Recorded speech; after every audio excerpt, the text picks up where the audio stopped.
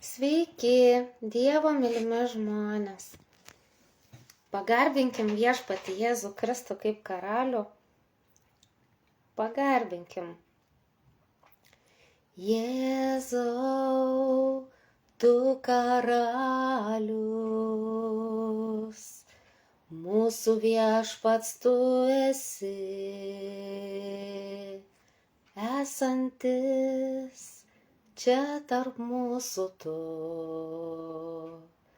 Mes šlovinam tave giesmėj, mes šlovinam tave giesmėj, mes šlovinam tave giesmėj, mes šlovinam tave giesmėj. O būk čia Jėzau, tu savo šlovėj. Jėzau, tu karalius, mūsų viešpats tu esi, esantis čia tarp mūsų tu. Mes šlovinam tave giesmėj, mes šlovinam tave giesmėj, Jėzau, mes šlovinam tave giesmėj, mes šlovinam tave giesmėj, o būk čia Jėzau, tu savo šlovėj, o būk čia Jėzau, tu savo šlovėj. Būk čia viešpatie Jėzau, tu savo šlovėj, tau visa šlovė, Jėzau viešpatie, tu tas, kuris buvai, kuris esi ir kuris ateini. Veikiai ateini ir mes laukiam tavęs sugrįžtančio viešpatie Jėzau. Tas, kuris gerasis ganytojas, kuris savo galvą paguldėjo už savo avis. Brangusis mūsų, mylimas viešpatie mūsų, mylim tave, nes tu mus myli, nes tu pamilai. Ačiū tau, laukiam tavęs sugrįžtančio. Dėkojame tau už tavo auką, už tai, kad išgelbėjai mus, kad išsirinkai mus, kad esi mūsų tarpe. Būk pašlovintas, Jėzau, mūsų tarpe, kai mes dabar apie tave čia kalbėsim, apie tą Dovydo giminę, iš kurios tu kūniška prigimtimi žmogiška kilęs. O Jėzau, viešpatie Jėzau, kaip gerai, kad jis mūsų viešpats tikras, brangus, mylimas, geras viešpats. Dievo žodis, Dievas atėjęs kūne. Ir išėjęs, ir atsiuntęs pažadą, tėvo pažadą, šventąją dvasią. Ir būtent per šventąją dvasią jis yra mūsų tarpe, tai yra jo dvasia. Jis mūsų tarpe. Noriu šį vakarą vėl sugrįžti šiek tiek į Ezechielio pranašystę, kaip kad užpraeitą turbūt savaitę skaičiau jums šiek tiek apie tai, ką Ezechielis pranašavo, ką Dievas kalbėjo per savo pranašą Ezechielį apie Dovydą, Izraelio karalių Dovydą, bet ne tik. Aš jau jums minėjau ir priminsiu, kad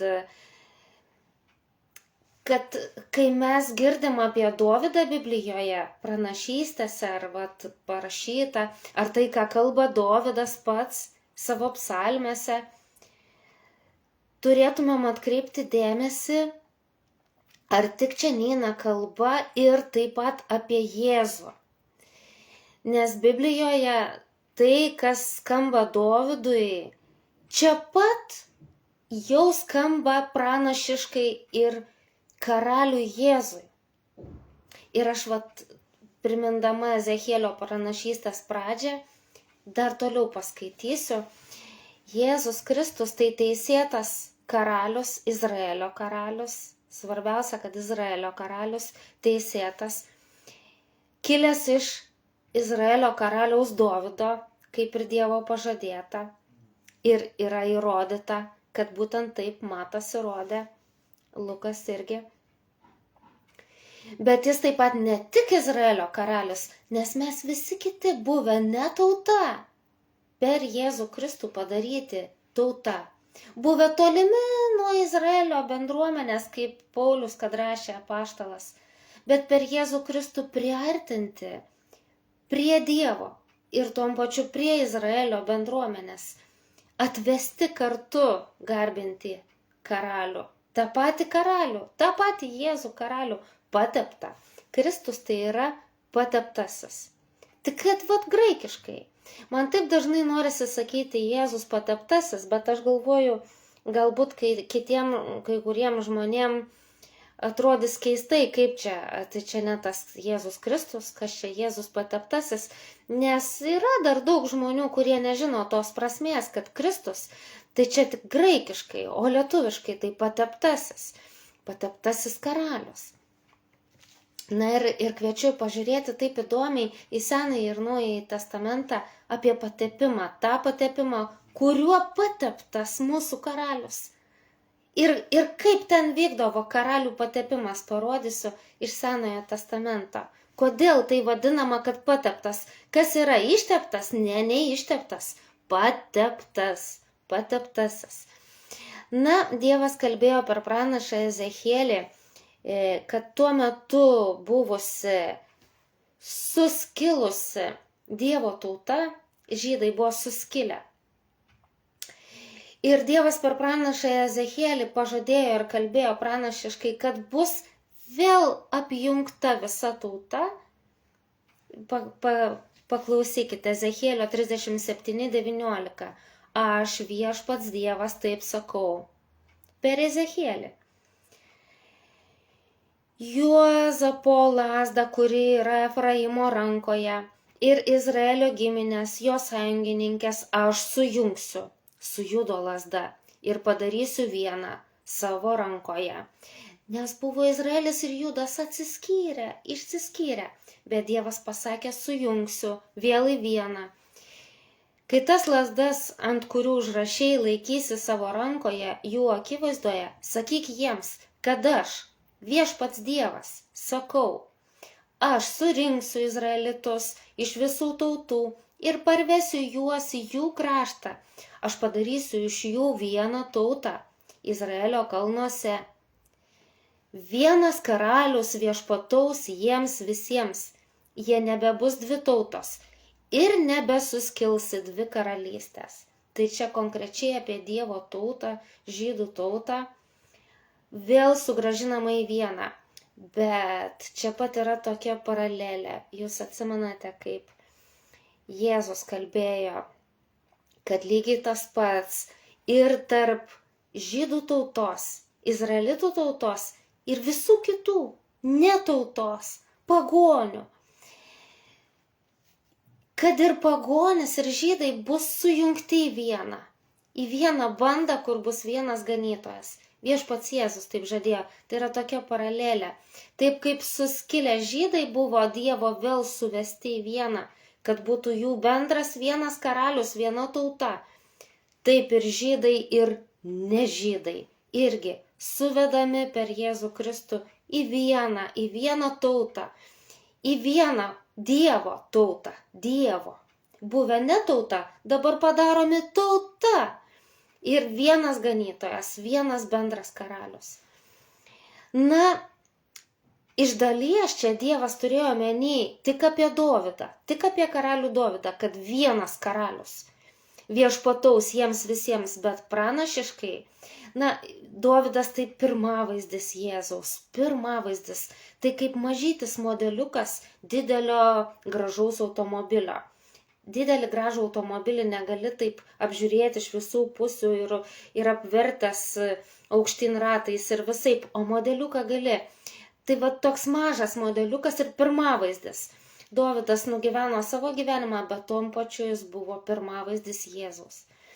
Ir kai Dievas kalba apie Dovydą, taip įtempus ausis galima ir apie Jėzų išgirsti. Vienas karalius viešpataus jiems visiems, jie nebebus dvi tautos ir nebesuskils dvi karalystės. Jie nebegarbins stabų ir jais nesusiteps. Aš apvalysiu ir išgelbėsiu juos iš jų nuodėmių. Tai skamba pranašiškai apie tai, kad tai padarys per Jėzų Kristų Dievas, per savo sūnų Jėzų Kristų. Išgelbės. Jėzus tai viešpats gelbėja reiškia. Judhei vavhei šuva. Viešpats gelbėja. Aš apvalysiu ir išgelbėsiu juos iš jų nuodėmių. O kaip apie Jėzų angelas pasakė pranašystę dar Marijai tik pastojus. Jo vardas bus Jėzus, nes jis išgelbės savo tautą iš jos nuodėmių. Taip, išgelbėsiu juos iš jų nuodėmių, sako Dievas, bei nusikaltimų. Jie bus mano tauta ir aš būsiu jų Dievas. Jau ne tik žydai, o buvę ne tauta, kaip sako Paulius, tapę tauta per Jėzų Kristų ir mes. Ir sako Dievas čia toliau tęsia, mano tarnas Dovydas bus jų karalius ir jie turės vieną ganytoją. Čia liktai tik apie Dovydą, bet tuom pačiu ir apie Jėzų. Ganytoją. Mano tarnas Dovydas bus jų karalius. Ir jie turės vieną ganytoją. Mini ganytojas, karalius tas toks, laikinai, tai Dovydas. Dovydas atgyveno ir mirė ir buvo toks pirmavaizdis Jėzaus, kuris amžinas, kuris visada buvo, yra ir bus. Tas vienas ganytojas. Jie laikysis mano sprendimų ir vykdys mano nuostatus. Tai kadagi daugiau laikytis visų Dievo sprendimų ir vykdyti Dievo nuostatus, kadagi daugiau kokiomgi kitom sąlygom, negu kad gavus tą naują širdį iš Dievo pažadėtą. Ta nauja širdį atgimus iš naujo, apie ką ir kalbėjo Jėzus Nikodemui, kad reikia gimti iš naujo. Negims, kas negims iš naujo, neįeis į Dievo karalystę, būtina gimti iš naujo. Gimimas iš naujo tai yra naujos širdies, iš Dievo dovanojamos naujos širdies apturėjimas. Ir kaip Dievas sakė, aš duosiu jiems naują širdį ir įrašysiu ten savo įstatymą į jų širdį ir jie vaikščios pagal mano nuostatus, vykdys mano nuostatus, nes širdis pati taip ir norės širdis. Ir čia ir sako, kad Dovydas bus jų karalius ir jie turės vieną ganytoją. Ir jie laikysis mano sprendimų ir vykdys mano nuostatų. Tai apie Dovydą, bet pranašiškai apie Jėzų viešpatį. Atgimę įtikėję Jėzų Kristų kaip atpirkėją, mes atgimstam ir turim tą vieną ganytoją, vieną karalių ir vykdom Dievo nuostatus, vaikštom pagal Dievo valią. Taip yra. Ir sako, mano tarnas Dovydas, Dievas sako, bus jų kunigaikštis amžinai. Mano tarnas Dovydas bus jų kunigaikštis amžinai. Tai Dovydas numirė. O tai kaip čia dabar? Pamelavo Dievas? Ne. Čia Jėzus. Čia Jėzus. Dovydas pirmavaizdis. O pranašiškai eina kalba apie karalių Jėzų. Mano tarnas Dovydas bus jų kunigaikštis amžinai. Mūsų kunigaikštis amžinai Jėzus Kristus. Dovydas numirė, bet iš jo kilęs kūnų Jėzus Kristus, tai jau amžinai. Štai kaip gražiai susiveda. Aš sudarysiu su jais taikos sandorą, sako Jėzus, kuri bus amžina. Ten, kur pas Dovydą, tai visi ten tie žmonės, jo pavaldiniai gyveno, mirė, Dovydas pats gyveno, mirė, o štai tas dvasinis ganytojas, tas karalius iš Dovydo, kurį Dievas taip apibendrintai vadina Dovydas, kaip pirmavaizdį. Tai ir ta sandora tarp Dievo ir žmonių per tą ganytoją bus amžina. Aš gyvensiu su jais ir būsiu jų Dievas. Na ir tai yra susišaukia labai, kaip Jėzus kalbėjo žydams. Evangelija pagal Joną 10:11 eilutės. Jėzus sakė, aš esu gerasis ganytojas. Susišaukė su Ezechielio pranašystė, ką Dievas kalbėjo. Mano tarnas Dovydas bus jų karalius ir jie turės vieną ganytoją. Jėzus sako, aš esu gerasis ganytojas.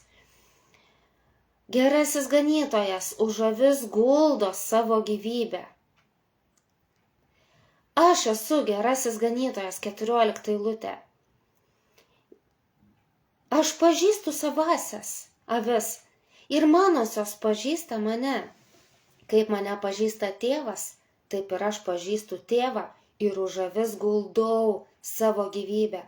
Ir kitų avių turiu, kurios ne iš šios avidės žydams sakė, kitų, tai mūsų, apie mus ten kalbėjo, ne žydus.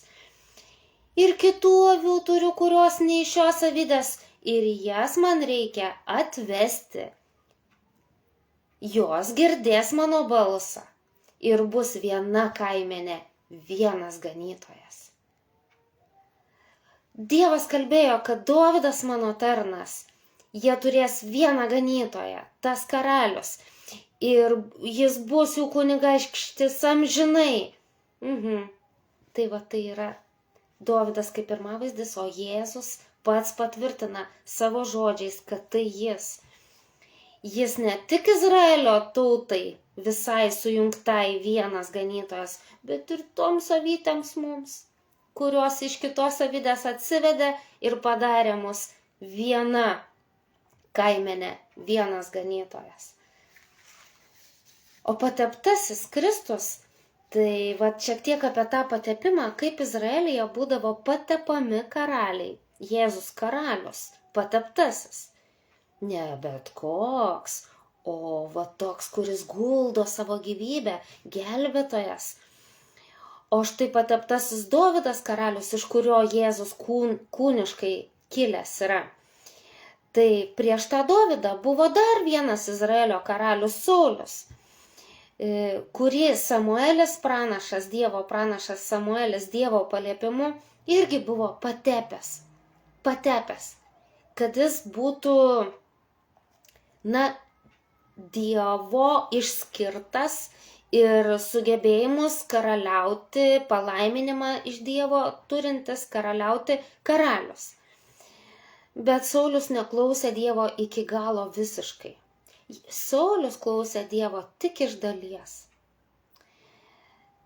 Ir Dievas atmetė Saulių. Saulius, kaip ir pagalvoti mums apie save visada verta, ar aš iki galo klausau Dievo ar iš dalies. Klausant Dievo iš dalies, žemas lygis. Klausant Dievo iš dalies, tai tu esi tarsi neapsisprendęs, tarsi vieną koją pasaulio šitam kunigaikščiui tarnaujantis, kita koja Dievui bandantis tarnauti, toks išsižergęs, išsiskleidęs, neapsisprendęs. Va toks buvo Saulius. Jisai nėra taip, kad visai neklausė Dievo. Klausė, bet ne iki galo. Padarydavo dar ir savaip. Ir teisindavosi.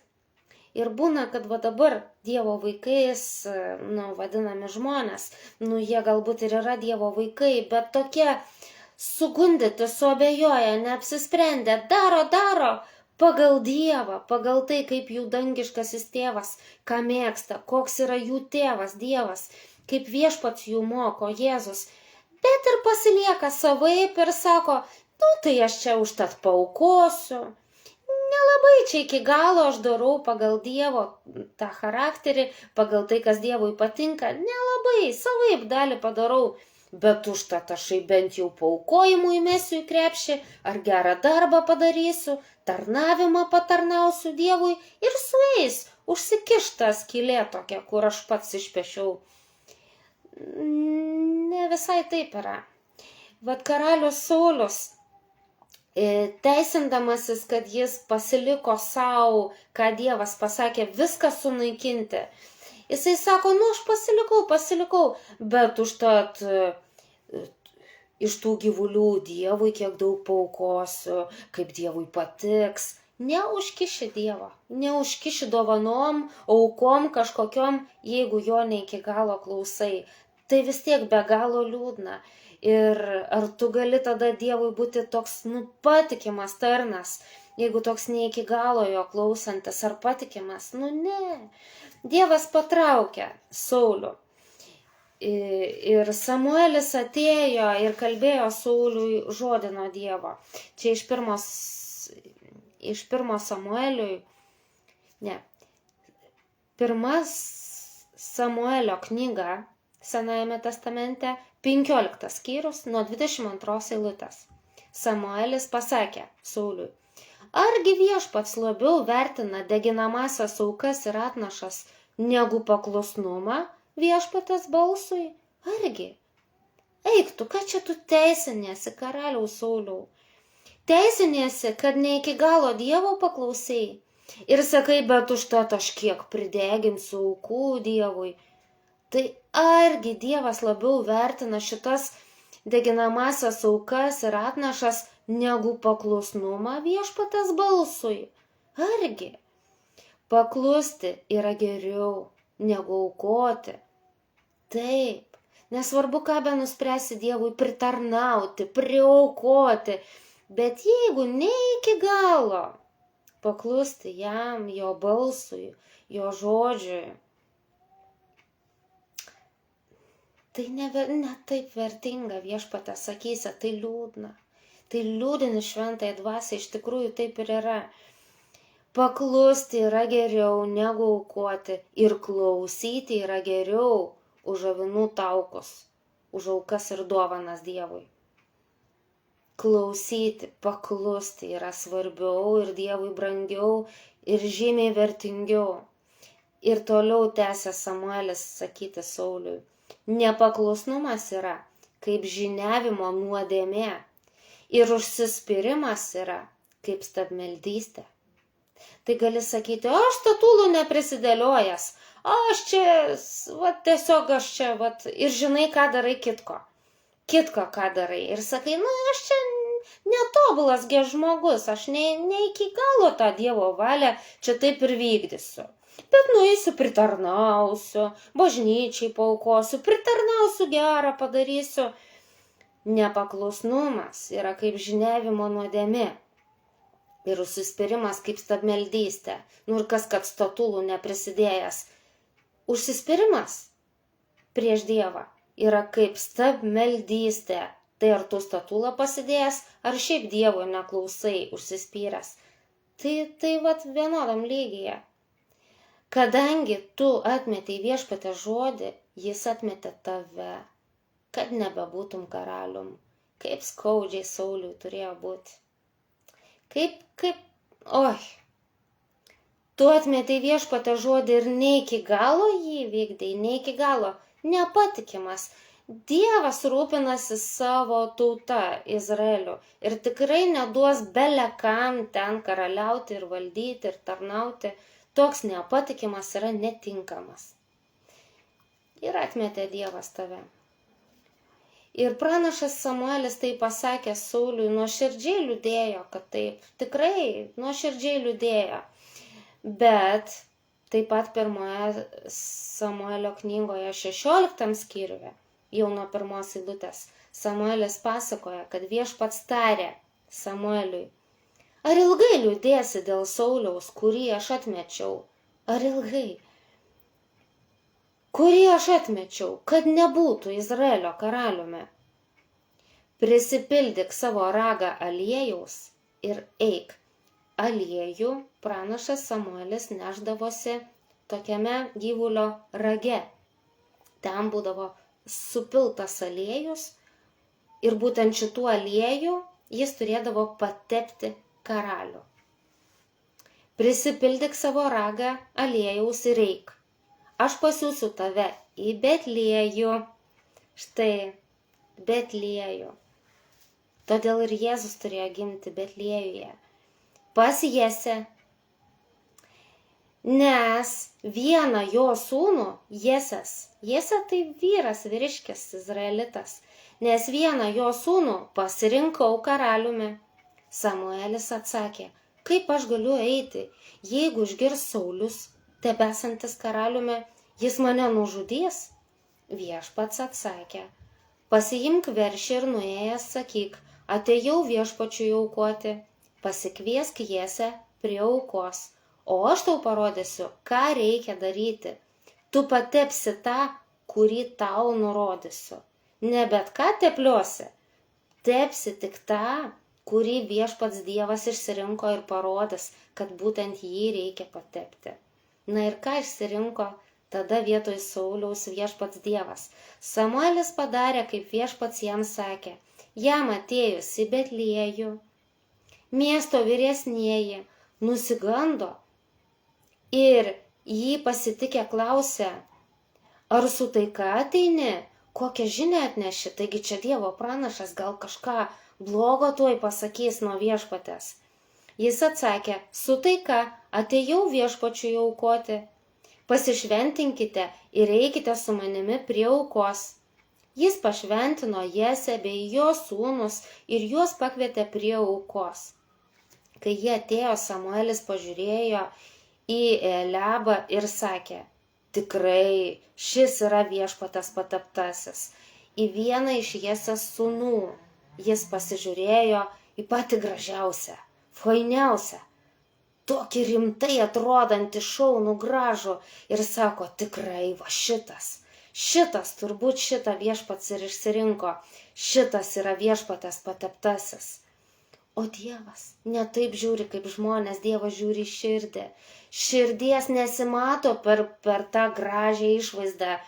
Tai, kas mums iš išorės atrodo labai gražiai, labai garbingai, gali širdis būti ten netokia, kokia patinka Dievui.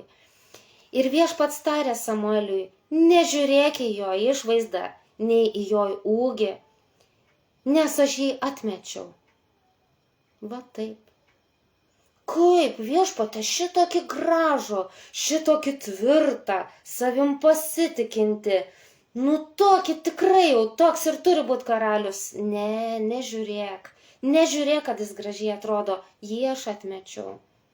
Viešpats mato, ne taip kaip žmogus. Žmogus žiūri į išorę, bet viešpats žiūri į širdį. Štai kaip paaiškino viešpats savo pranašui Samueliui ir mums. Tada Jesė pašaukė Abinadabą ir jam leido prieiti pro Samuelį. Ir jis sakė, ir šito viešpats neišsirinko. Jesė leido praeiti Šamui ir jis sakė, šito viešpats irgi neišsirinko. Taip Jesė leido visiems 7 sūnums praeiti pro Samuelį pranašą. Samuelis tarė Jesei, viešpats šitų neišsirinko. Ir Samuelis sakė Jesei, ar čia jau visi tavo sūnus? Jesė atsakė, ai, liko dar, jauniausiasis, jis gano avis. Pala, kas jis tada yra, avių ganytojas? Taip, Jėzaus Kristaus pirmavaizdis. Štai kodėl Jėzus yra taip, avių ganytojas. Todėl, kad jo pirmavaizdis, kurį Dievas išsirinko Izraelio karaliumi, Dovydas, jauniausias iš visų broliukų, avių ganytojas, jo net nepakvietė tėtis. Net nepakvietė prie pranašo, nes visai nesitikėjo, kad šitas jaunėlis avių ganytojas, argi jis gali čia tikti į karalius, aišku, kad ne. Jauniausias, jis gano avis. Samuelis tarė, pasiųsk ir atvesk jį, nes mes nesėsime, kol jis neateis. Samuelis dar neišsidavė, kad čia jau jisai ieško būtent karaliaus. Jis pasiuntė ir atvedė jį. Jis buvo raudonskruostis, štai koks buvo Dovydas. Jis buvo raudonskruostis, gražaus veido ir dailios išvaizdos jaunuolis. Viešpats tarė Samueliui, patepk jį, nes tai jis. Avių ganytojas, toks nieko, visai toks bernužėlis. Taip, šitas. Samuelis paėmė ragą su aliejumi ir jį patepė tarp jo brolių. Ta diena viešpaties dvasia nužengė ant Dovydo ir pasiliko su juo. Tai taip ir ant Jėzaus nužengė Dievo šventoji dvasia, kai Jėzus buvo Jono Krikštytojo pakrikštytas. Taip mes ir skaitome Evangelijoje, kad Dievo dvasia, tarsi balandis, nusileido ant Jėzaus ir pasiliko su juo. Tai Dovydas pirmavaizdis. Kai jis buvo pateptas, Dievo dvasia nužengė ant jo. O Jėzus, kai Dievo dvasia nužengė ant jo, jūs atsimenate, kaip jisai sinagogoje atsivertė pranašo, neatsivertė, bet atsiviniojo pranašo Izaijo pranašystės tą dalį, kur būtent apie jo Jėzaus patepimą Izaijas pranašavo ir perskaitė visiems. Perskaitė. Viešpaties dvasia ant manęs, nes jis patepė mane, Jėzus pateptasis.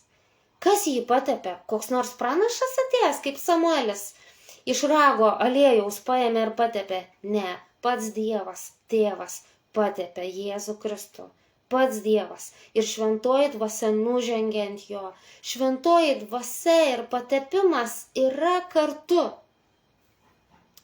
Aliejus yra kaip pirmavaizdis šventosios dvasios patepimo. Jėzus Kristus pateptas Dievo šventosios dvasios nužengimu, pats Dievas Tėvas jį patepė ir Jėzus taip ir skaitė. Iš pranašo Izaijo 61 skyriaus, tai užrašyta Luko Evangelijoje 4 skyriui. Viešpaties dvasia ant manęs, nes jis patepė mane, skelbti gerąją naujieną vargšams, pasiuntė mane gydyti tų, kurių širdis sudužusios, skelbti belaisviams išvadavimo, akliesiems regėjimo, siuntė vaduoti prislėgtųjų, tai bent karalius, tai bent patepimas, tai bent karalius. Čia ne tik avių ganytojas kaip Dovydas, ne tik karalius Izraelio tautos, bet čia tiesiog gelbėtojas. Tas karalius gelbėtojas, pažadėtasis. Štai koks mūsų karalius Jėzus Kristus. Visa garbė ir šlovė jam per amžius. Per amžius. Būkite palaiminti Jėzuje Kristuje. Sudie. Iki.